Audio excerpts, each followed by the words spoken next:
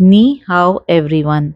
In Addison's disease, the adrenal gland makes too little cortisol and often too little of aldosterone too.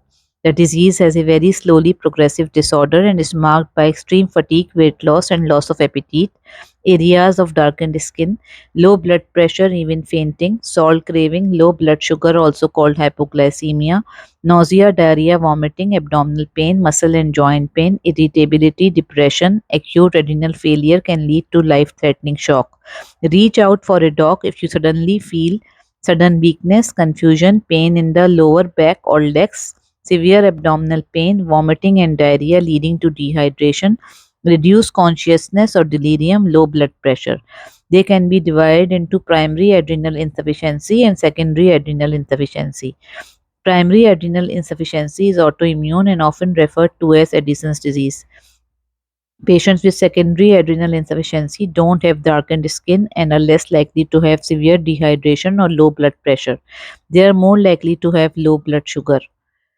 A temporary cause of secondary adrenal insufficiency occurs when people who take corticosteroids to treat conditions such as asthma or arthritis stop taking the medicine suddenly rather than tapering off. The following may increase the risk of developing Addison's disease.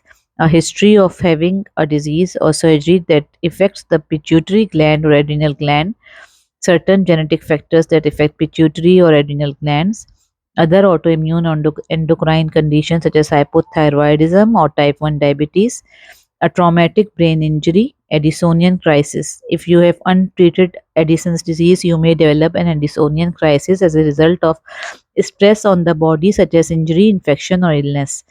Patients with Addison's disease often have other related autoimmune diseases.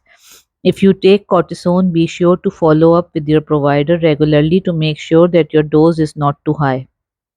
The tests that are done to diagnose Addison's disease are serum sodium, potassium, cortisol, ACTH, serum antibodies, ACTH stimulation test, insulin induced hypoglycemia test, CT or MRI, hydrocortisone, prednisolone, methylprednisolone, fludrocortisone acetate to replace aldosterone. Some tips for Addison's disease patients: carry a medical alert card and bracelet at all times. Keep extra medicine handy. Carry a glucocorticoid injection kit. Stay in contact with your care provider. Have yearly checkups. Goodbye, take care, and don't forget to like, share, and subscribe to my YouTube channel.